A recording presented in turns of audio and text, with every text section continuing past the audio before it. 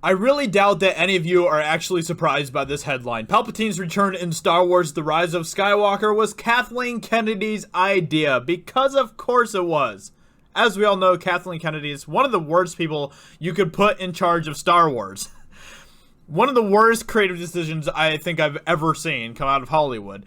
And now that we got confirmation that she was indeed behind the idea of Palpatine's return, it just continues to confirm that we were all right, that the fandom was right, that Kathleen Kennedy is a horrible person to put in charge of Star Wars.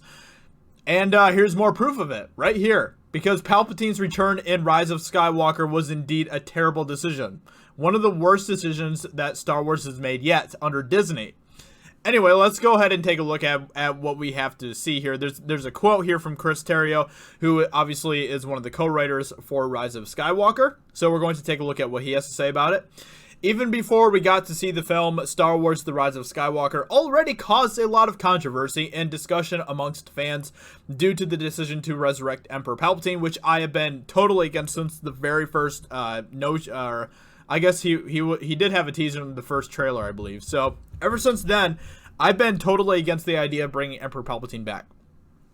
Especially seeing after how they actually did it in Rise of Skywalker, I am not happy about it. Look, Anakin / Darth Vader is like my favorite character ever in Star Wars. I absolutely love his arc, his character development, his whole story, and the way that his death, his sacrifice at the end of The Last Jedi, or not The Last Jedi, sorry, that was like blasphemy right there. At the end of Return of the Jedi, and how he saves himself saves his son, and gives himself his life for his son. It really is a beautiful way of closing Darth Vader's story. And in the process of doing that, he takes out Emperor Palpatine. Emperor Palpatine should have stayed dead there. And the fact that they bring him back completely makes Darth Vader's story completely irrelevant. It really does. And I've been saying this many times before. And I still believe it. I still believe that Rey being the one that actually defeats Emperor Palpatine. What's the point in Darth Vader then? Like what? I mean, what's the point of his story? Anyway. And look, I don't think that, Anakin / Darth Vader defeating Emperor Palpatine and taking him out in Return of the Jedi should have been necessarily a way to end the entire Sith story or even the dark side or any of that type of stuff. But it should have at least been the end of Palpatine, because Palpatine has been there with Anakin ever since The Phantom Menace. So, it was a great way to bring those two stories between these two characters to a head and have closure with it. But now after all of that, now we have Emperor Palpatine's story continuing, and Darth Vader is still being left behind because, Disney is trying to reboot everything under Star Wars and make it into their own image in a lot of ways. Which is why even with like Baby Yoda, I really do think that they are going to use Baby Yoda in the future as kind of a reboot Yoda, kind of a Disney-fied Yoda in a way. And I really think that that's the direction that they're going to continue to go in with Baby Yoda. I don't think he's just going to be in The Mandalorian. I think he might be in future movies and future shows and all that type of stuff. And he's going to basically be Disney's Yoda. I really think that is the direction that they're going with Baby Yoda, especially with all the hype around the character. He's absolutely going to be around. Anyway, so whatever your opinion, it does seem to be the case that Palpatine's return came from studio bosses rather than the filmmakers themselves, which is interesting. While speaking with Awards Daily, and just goes to show that these people have no idea what they're doing with Star Wars, co-writer Chris Terrio alluded to Lucasfilm president Kathleen Kennedy and producer Michelle Rewan having a clear plan that involved Darth Sidious returning from the dead. From a story point of view, the necessity of Palpatine's inclusion came about due to Kylo Ren's arc. Why? Why exactly? Kathleen Kennedy and Michelle Rewan have a clear plan of where they wanted things to end. They had clear plans about certain narrative marks they wanted us to hit. So basically Kathleen Kennedy was like, yep, this is where we want to go with Star Wars. We want Emperor Palpatine to come back. Woo! Great idea. Great idea. They also gave us a lot of freedom within that.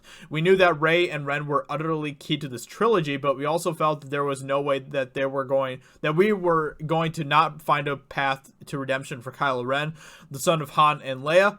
We felt that right from the beginning when director, co-writer J.J. Abrams established Kylo Ren in Episode 7, there was a war going on inside him and that he had been corrupted by something bigger than himself and has made poor choices along the way. JJ and I felt we needed to find a way in which he could be redeemed, and that gets tricky at the end of Episode 8 because Snoke is gone. So yeah, thanks Rian Johnson. You completely derailed everything with your movie.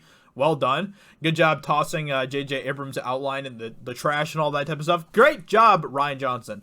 Look, Rise of Skywalker has a lot of issues, and bringing back Emperor Palpatine is the dumbest thing I've ever seen yet in Star Wars. But it didn't just start with Rise of Skywalker. It didn't start with J.J. Abrams. It started with Rian Johnson and The Last Jedi and all the nonsense that he went through with that. But as we all know, he's basically the teacher's pet when it comes to him and Kathleen Kennedy. So, you know, he got to do what he wanted. And now look at where we're at. So, Terrio continued to explain that the narrative needed an even bigger antagonist than Kylo to allow for his redemption, as well as talking about their reconception of Palpatine for this movie. The biggest bad guy in the galaxy at that moment seemingly is Kylo Ren. There needed to be an antagonist that the good guys could be fighting, and that's when we really tried to laser in on who had been the great source of evil behind all of this for so long. That's when we really started aggressively pursuing this idea that there is old evil that didn't die. The source of the evil in the galaxy is this dark spirit waiting for its revenge and biding its time. Just reading this makes me hate everything about Disney Star Wars even more. The entity known as Palpatine in this version. His body died in Star Wars Return of the Jedi, is patient and has been waiting. He dug his foxhole and has been waiting for his chance to reestablish his total domination. Absolute cringe, man. Absolute cringe. On top of that, like I said, just going back to here, Kathy Kennedy and Michelle Raywan had a clear plan for where they wanted things to end. They had clear plans about certain narrative marks they wanted us to hit, including bringing back Emperor Palpatine. Because Darth Vader who? Anakin who? Chosen One who? Oh, he chose Chosen One? You mean Rey? Rey? Yeah. Everyone likes Rey, right? Rey is the best. And if you don't say that Rey's the best, you're a sexist. Just keep that in mind, everyone. Anyway, it's depressing that this is where we're at with Star Wars, but hey, that's Disney Star Wars for you. As you can tell, I'm working on a new setup right now. I have my new PC that I am actually recording this video from, and I'm going to be working on spicing up the background and stuff, but go check out my channel as well, Josiah Rises, and subscribe over there. I would greatly appreciate it. Hope you guys enjoyed this idea. What do you think about the idea that Kathleen Kennedy was the one behind the return of Emperor Palpatine? Does that really surprise anyone? Not really, because it is one of the worst ideas under Disney Star Wars at this point. And if it's going to be an idea that's bad, it has to come from the worst person you could ever put in charge of Star Wars, right? Kathleen Kennedy. So it kind of makes sense to me. Not really a surprise, but at the same time, it is still depressing to think about. So hope you guys enjoyed. Happy New Year, by the way. I hope you guys have a fantastic rest of this year. And I will talk to you all very soon in another video. Talk to you later. Bye. Hey everyone, it's Jeremy from geeksandgamers.com, and if you're a fan of Geeks and Gamers, please go to our website, visit our merchandise store. We have t-shirts, hoodies, hats, beanies, tank tops, and in the very near future, we're going to have many more products for you to choose from. So thank you for the support. We appreciate it. You guys have a great day, and we will talk to you later.